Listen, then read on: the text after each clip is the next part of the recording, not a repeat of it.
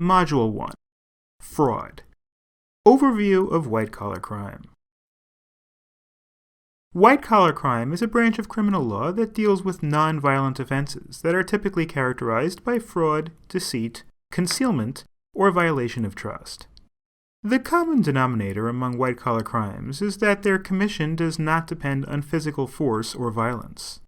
Examples of white-collar crimes include fraud, money laundering, corruption, perjury, racketeering, and many types of securities and corporate crime.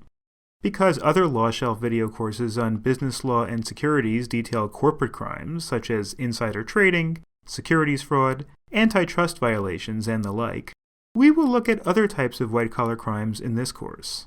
In this module, we'll look at fraud, especially wire and mail fraud. Under our federalist system of government, criminal law is generally supposed to be run by state law.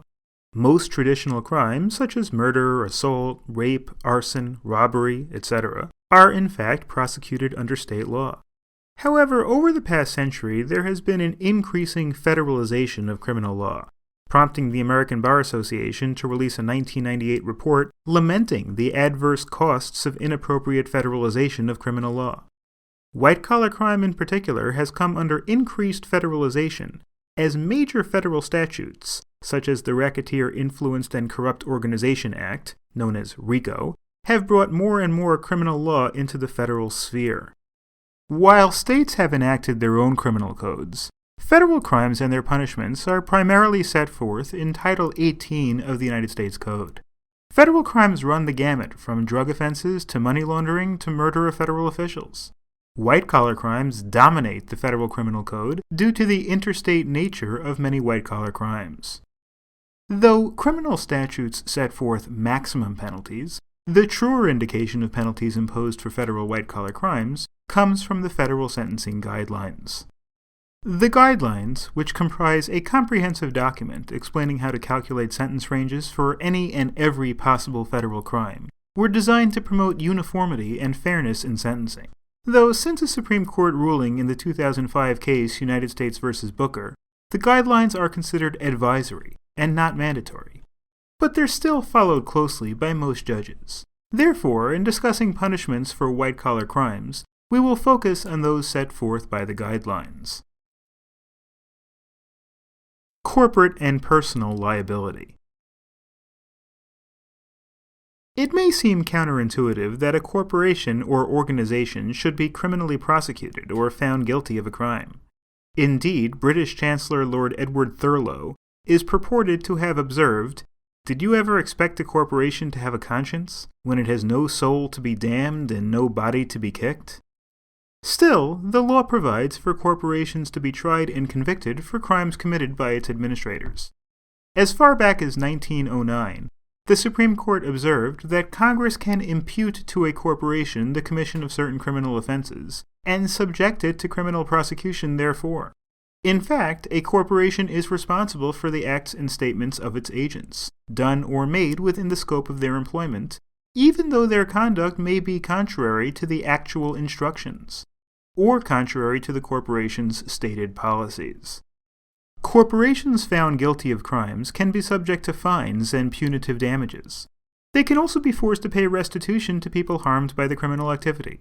For example, in September of 2017, Wells Fargo was ordered to pay $185 million for a pattern of opening accounts for customers without their consent, a form of consumer fraud. The ultimate penalty corporations face would be revocation of their charters, requiring them to stop operating. This corporate death penalty is rarely applied. While corporate officers, directors, or employees cannot be personally imprisoned or otherwise punished merely by virtue of their corporation's crimes, they can, of course, also be prosecuted personally for criminal activity committed on the corporation's behalf. Kenneth Lay, Scott Sullivan, and Dennis Kozlowski, for example, were three prominent corporate executives who were convicted and sent to prison for their crimes committed on behalf of Enron, WorldCom, and Tyco, respectively. Theft crimes. Fraud. The first white-collar crime we'll discuss is, far and away, the most expansive and common white-collar crime. Theft. Theft comes in myriads of forms, though in white-collar crime, theft is usually committed as some variant of fraud. Embezzlement, which means failing to return assets entrusted to the defendant, and receiving stolen property are other examples of theft crimes. There are also, of course, blue-collar theft crimes that include larceny, robbery, and burglary. On the federal level, theft crimes are usually prosecuted under the mail fraud and wire fraud statutes. Owing to the nature of the authority of the federal government, Congress typically may only criminalize actions that impact interstate commerce. As such, the federal criminal fraud statutes each include a nexus requirement to interstate commerce. The federal mail fraud statute, Section 1341 of the Federal Criminal Code, criminalizes executing a fraud by placing anything to be sent or delivered by the Postal Service that furthers the fraud. Section 1343 criminalizes transmitting by means of wire, radio, or television communication anything that furthers the scheme. Both are connected to interstate commerce, the former because mail is an instrumentality of interstate commerce, while the latter specifies that it applies only to communications in interstate or foreign commerce. Other federal statutes criminalize other types of fraud, such as bank fraud, healthcare fraud, and securities fraud. Common to all types of fraud are that they require 1. A scheme to defraud, and 2. The use of some instrumentality of interstate commerce, such as mail or the internet, to further the fraud. The communication in interstate commerce may take place after the scheme has been contemplated or otherwise separate from the scheme itself. For example, in Schmuck v. United States, the defendant rolled back odometers on cars and then sold those cars to car dealers. He was convicted of mail fraud because he mailed title applications to the Department of Transportation as part of each transaction. The conviction was upheld, even though the frauds, the odometer rollbacks and sales, had already taken place before the applications were mailed. The court held that the mailing was part of the execution of the continuing scheme, and so conviction for mail fraud was appropriate. Moreover, the defendant himself need not personally mail or send the communication to be guilty.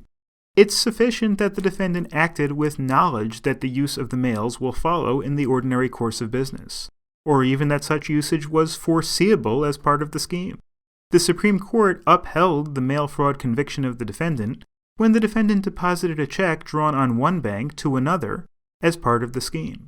The defendant knew, or should have known, that the bank would mail the check back to the bank on which it was drawn, and that constituted sending the check in the mail, even though it wasn't actually mailed until after the defendant relinquished control of the check. Common to all frauds are false statements or misrepresentations that are part of a scheme or artifice to defraud. This is a fairly broad term and includes virtually any use of deceit, trick, or dishonesty in obtaining or securing money or property. It does, however, require both intent and materiality. Intent is required because, like almost all theft crimes, mail and wire fraud are specific intent crimes. That is, the defendant must intend to deprive the owner of property wrongfully. If the defendant mistakenly believed that he had the right to the money, even if the mistake was based on negligence, there can be no conviction for fraud. Moreover, to prove intent to defraud, there must be some contemplated harm or injury to the victim and some contemplated gain to the defendant. Materiality means that the deception must be important in furthering the scheme. If the false statements cannot reasonably be said to have influenced the transaction, there's no fraud. Note, though, that the statements need not be outright lies. In Lustiger v. United States, the Ninth Circuit upheld the conviction of a real estate developer salesperson when, considered as a whole, his statements were fraudulently deceptive and misleading, exhibiting an intent and purpose to defraud, even though no one statement in the literature could be shown to be an outright falsehood. Other types of fraud. While most fraudulent schemes are covered by classical mail and wire fraud, it's worth looking at some other types of schemes that have generated case and/or statutory law. In McNally v. United States, Kentucky elected officials funneled state business to insurance agencies, nominally owned and operated by a third party, but which were really controlled by state officials. The government charged the officials under the mail fraud statute, but the Supreme Court ruled it inapplicable. The court held that the mail fraud statute protected property rights, as there were no constructive offenses, and the statute was limited to property rights. Defendants' actions were beyond the scope of the statute. Thereafter, Congress passed a new law that stated that the term scheme or artifice to defraud includes a scheme or artifice to deprive another of the intangible right of honest services, to overrule McNally and subject these sorts of government official schemes to fraud statutes. This statute, known as the Honest Services Fraud, was limited in 2010 by a pair of cases, including the prosecution of former Enron CEO Jeffrey Skilling. Skilling had been convicted of honest services fraud based on his engaging in a scheme to deceive the investing public about the corporation's finances. The court overturned his conviction on that count because he was not alleged to have solicited or accepted side payments from a third party in exchange for making the alleged misrepresentations. In a sister case decided on the same day, the court observed that Section 1346, properly confined, criminalizes only schemes to defraud that involve bribes or kickbacks. Another fraud crime, bank fraud, is also spelled out by the United States Code. It prohibits using a scheme or artifice to defraud a financial institution or to obtain any of the monies, funds, credits, assets, securities, or other property owned by or under the custody or control of a financial institution. Fraud in relation to loan applications also comprises a major component of the fraud spectrum. This usually manifests itself in loan applicants making false statements to induce lenders to extend loans. Even if the false statements are not made directly to the lending institution, but are made to agents, brokers, subsidiaries, affiliates, or other parties related to the transaction, mail, bank, or wire fraud statutes can apply. False statements made to help others obtain loans, or those that falsely guarantee such services, have also been held to be fraud. Check fraud can also constitute bank fraud, though the Fourth Circuit Court of Appeals held that bank fraud statute was not intended to apply to writing isolated bad checks, for which there were adequate remedies under state law. Still, a scheme whereby the defendant wrote a series of 46 bad checks to keep up the appearance of high account balances while the bad checks were pending, and thus to allow interest-free use of the bank's money and gain other perks, was sufficient for a bank fraud conviction. Computer fraud is punishable under the Code even if no money or property is stolen. Computer fraud applies where the defendant, using a computer, 1. Accesses secured government information without authorization. 2. Accesses financial institution records, credit card records, or federal agency records without authorization. 3. Accesses any government computer without authorization. 4. Transmits a virus or similarly harmful code to a government-protected computer.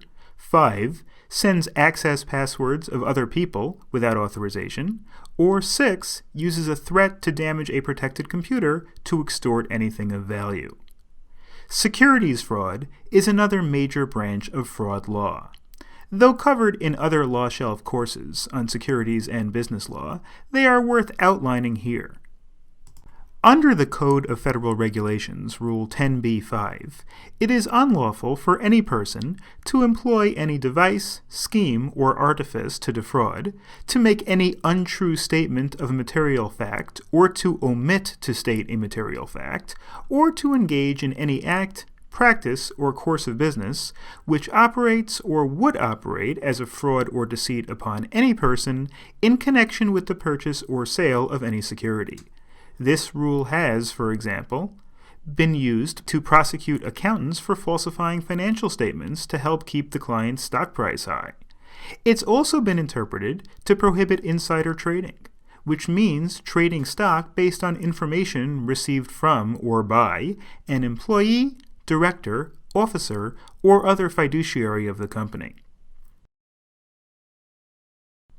Sentencing in fraud cases. The federal sentencing guidelines makes little distinction between various types of fraud and theft. Rather, most theft crimes, fraud, property damage, forgery, counterfeiting, and more are lumped into the same category. The penalties mostly depend on the amount of money stolen or the value of the injury caused. The base offense level for fraud or theft crime is just a level 6, punishable by 0 to 6 months in prison, which often means probation and little or no prison time for a defendant with no criminal history. The penalties can increase dramatically based on the amount stolen. For example, 4 levels are added when the amount stolen is $15,000 or more, 12 levels when the amount reaches $250,000, and 16 levels when we're dealing with $1,500,000 or more. Theft crimes involving more than $550 million are punished as a level 36, which means 188 to 235 months in prison for a defendant with no criminal history. Martha Stewart, for example, was famously sentenced for insider trading for selling her ImClone shares after having received insider information adverse to the company. With her trade, she avoided a roughly $45,000 loss. In sentencing, the judge gave her a base level of 6 and added 6 levels because the offense involved more than $40,000. Because her total offense level was 12, she was sentenced to the guidelines minimum of 10 months for that range, half of which was served under house arrest, which is allowed by the sentencing guidelines for offenses in Zone C of the guidelines sentencing table. It's important to note that the amount used for this calculation is not necessarily the amount that the defendant benefited from the fraudulent transaction, but the amount of damage caused. So a stock scheme that nets the defendant $50,000 while costing multiple investors hundreds of thousands of dollars can result in the latter number being used in the guidelines application. The sentencing guidelines also provide for various enhancements, where the fraud is considered worse than garden variety fraud. For example, the guidelines call for the following enhancements, particularly relevant to white-collar crime. For federal healthcare fraud that costs the government more than certain thresholds. If the defendant claimed falsely to be acting on behalf of a charity or comparable organization. If the offense involved misappropriation of trade secrets. If the offense targeted financial institutions, and especially if it jeopardized their financial security, and for securities fraud when the defendant was an officer or director of a publicly traded company or a broker. In our second module, we'll turn to crimes involving currency, such as counterfeiting, currency reporting violations, and money laundering. We'll also look at the related crime of tax evasion and at Ponzi schemes.